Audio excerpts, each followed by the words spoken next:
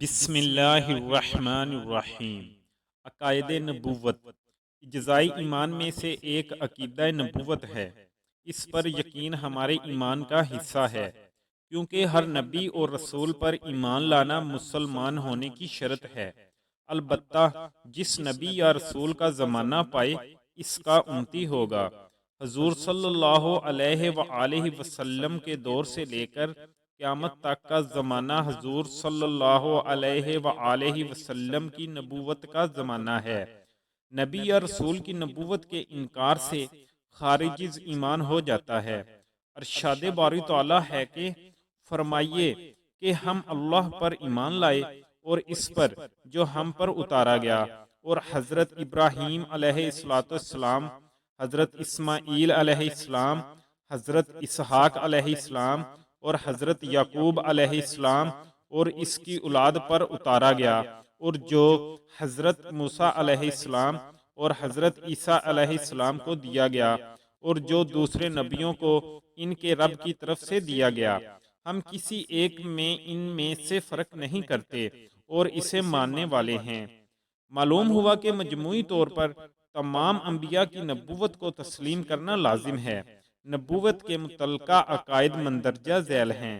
عقیدہ ایک، اللہ تعالیٰ نے انسانوں کی ہدایت اور ان کو سیدھی راہ پر قائم رکھنے کے لیے اپنے مخصوص بندوں کو اپنا پیغام رساں بنا کر وقتاً فوقتاً یکے بعد دیگرے اپنی مخلوق کے پاس بھیجا۔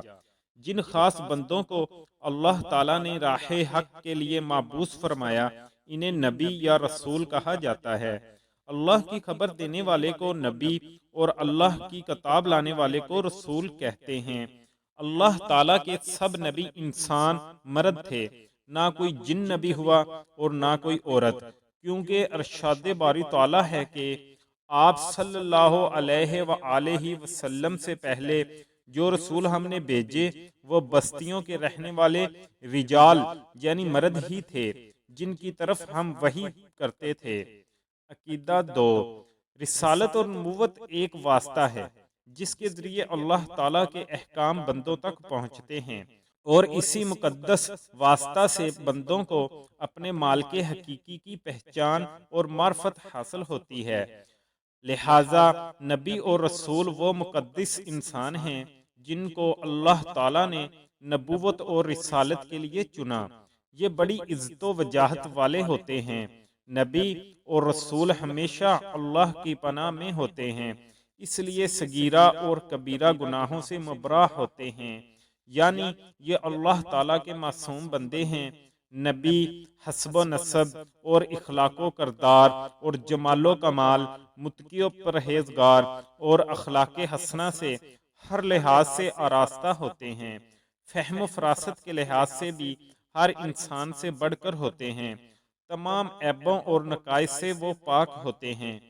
عقیدہ تین، اللہ کے نبی تمام مخلوق سے افضل، اعلیٰ اور برتر ہوتے ہیں، یعنی نبی اور رسول کو اللہ تعالیٰ نے اتنا اونچا مرتبہ دیا کہ تمام مخلوق میں سے کسی کو نہیں مل سکتا۔ کسی انسان کا نبوت کے لیے مبعوث ہونا اللہ تعالیٰ کا خاص فضل ہے۔ اللہ جس کو چاہے اپنے اس فضل سے سرفراز کرے۔ کوئی شخص اپنی عبادت اور ریاضت کی بنا پر نبی نہیں بن سکتا، کیونکہ نبوت خدا کا عطیہ ہے، اللہ جسے چاہتا ہے عطا کر دیتا ہے۔ عقیدہ چار، ہر نبی اور رسول کا ادب کرنا سب پر فرض اور ضروری ہے۔ کسی نبی کی بے ادبی اور ذرہ برابر توہین کرنا کفر ہے، اس لیے ہر نبی کو دل سے سچا ماننا مسلمان ہونے کے لیے ضروری ہے۔ اگر کوئی شخص چند نبیوں کی نبوت کو تو مانتا ہو مگر کسی کا انکار کرتا ہو تو ایسا کرنے سے ایمان نہیں رہے گا، یعنی کسی نبی کی نبوت کا بھی انکار ایمان سے خارج کر دیتا ہے۔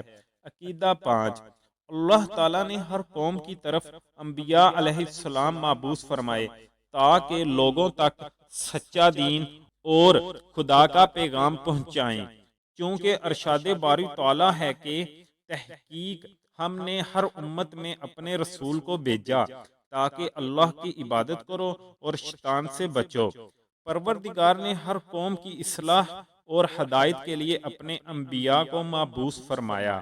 عقیدہ 6، رسول بے خوف ہوتے ہیں، وہ دنیا کے حاکموں اور امیروں سے بالکل نہیں ڈرتے، بلکہ ان میں حد درجے کا خوف الہی ہوتا ہے، کیونکہ ارشاد باری تعالیٰ ہے کہ نبی اس بات میں کوئی مذائقہ نہیں جو اللہ نے ان کے لیے مقرر کر رکھی ہے، یہ اللہ تعالیٰ کا مقرر کردہ راستہ ہے جو پہلے لوگوں میں بھی تھا۔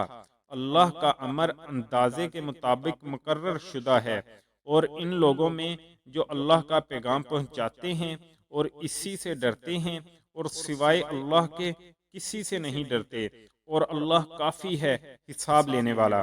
عقیدہ 7، وحی کا رابطہ صرف انبیاء اور رسولوں کے ساتھ ہے، کسی عام انسان کے ساتھ نہیں۔ اگر کوئی عام انسان وحی کا دعویٰ کرے تو وہ جھوٹا ہوگا۔ وحی لانے والے فرشتے حضرت جبرائیل علیہ السلام ہیں۔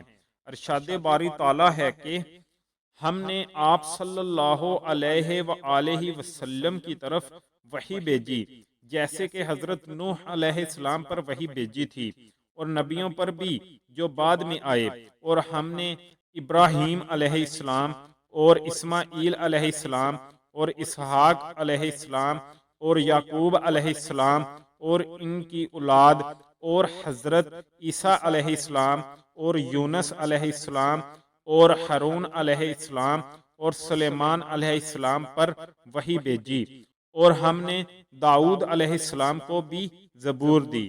جزاک اللہ۔